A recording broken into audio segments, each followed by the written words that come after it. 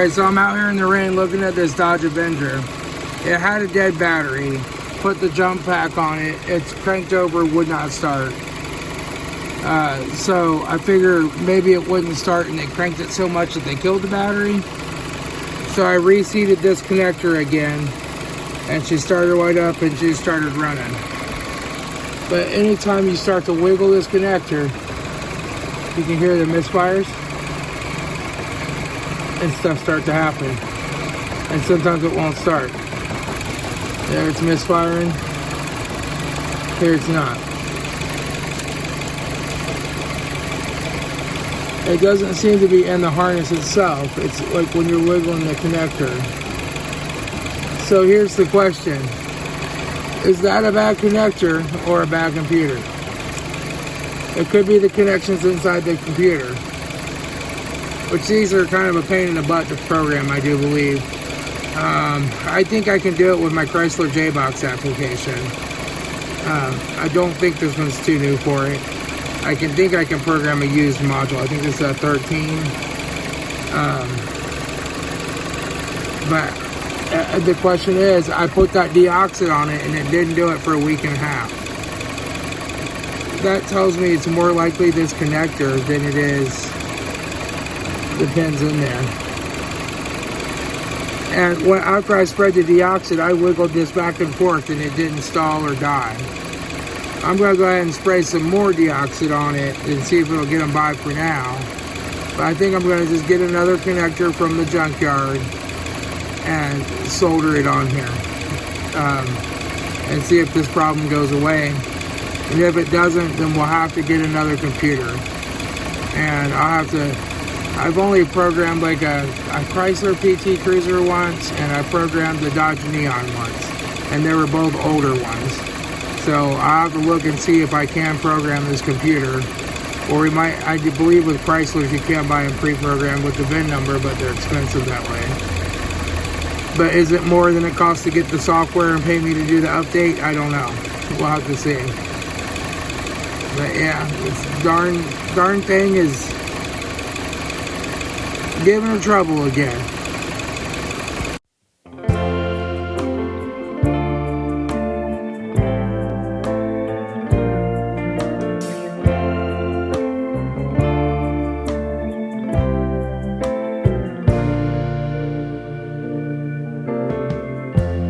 Lighten up, take me on your magic river. Tell me all your dreams align. Sign me up and tell me about the people that you know who are trying to feel alive.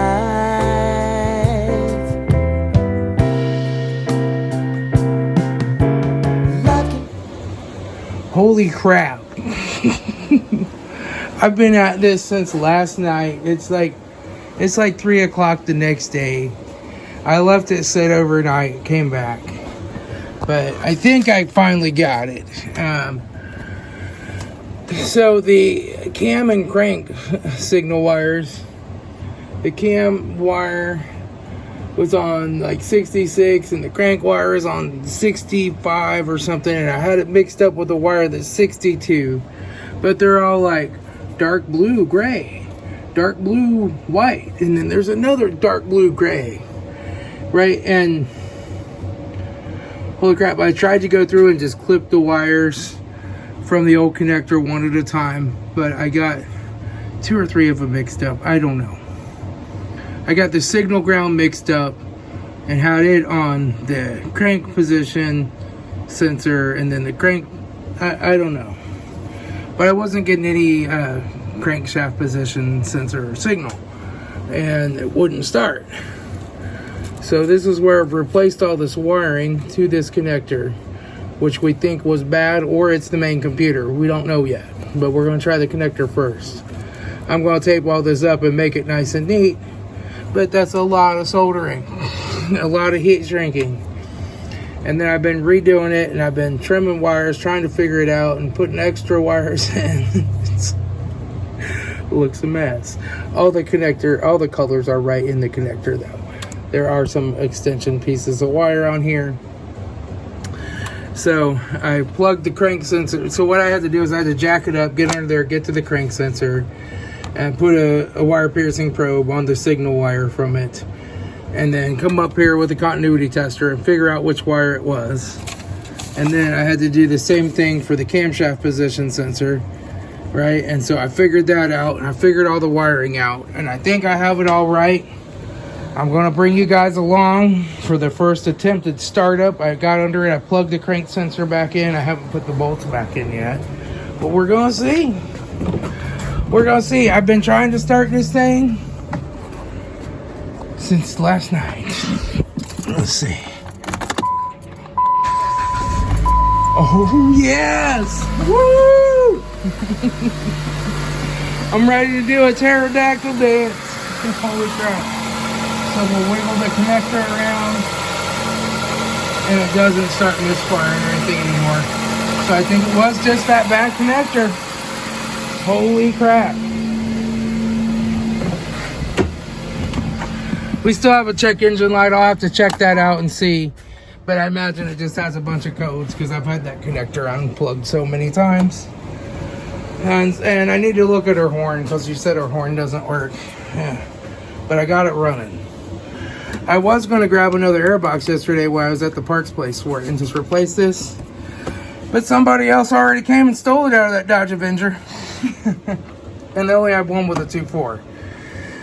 And it had to be the 4-speed automatic transmission and 2.4. They made these 2.4s with a 6-speed, and the connectors are different. So I looked around, I found it at LKQ and went and clipped it. They charged like $13 for it, and here we are. I think this car is fixed. So I'm gonna wrap up this wiring and clean it up, make it look nice and neat. Yes, I left some extra wire in there. I had to get it soldered right, and I'm glad I did because it made it a whole lot easier to troubleshoot. But yeah, finally. So running, I tell you, I was pulling my hair out on this one. I had my scope hooked up trying to probe all the wires to see where the signal was. I wasn't seeing it. I don't know. But there's so many dark blues and light grays and light blues and dark grays and light blue and light gray. There's so many blue and gray wires and gray and white wires on here. You really gotta be careful when you do these connectors. I should have just slowed down and took a little more time, I guess, rather than trying to solder 2 or 3 wires at a time, just done one at a time. But oh well, live and learn. This is the first time I've actually replaced the main computer harness pigtail, but it needed it, so I'm happy. All right. And it apparently it doesn't need a computer, because before I would just wiggle it a little bit and it would start misfiring and crap. So that old pigtail was definitely bad. It's down there on the floor. This is my old one right here. I cut all those wires off, soldered them on.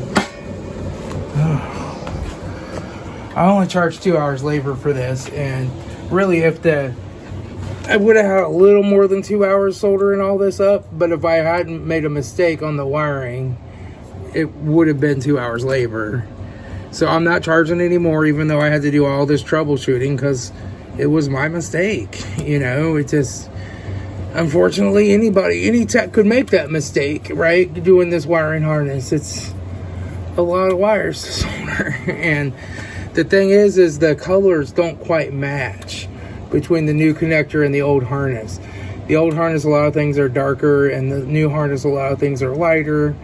So they just don't quite match up, especially when you're dealing with, is this dark blue, light blue, dark blue, gray, dark blue, dark gray, light blue, light gray, right?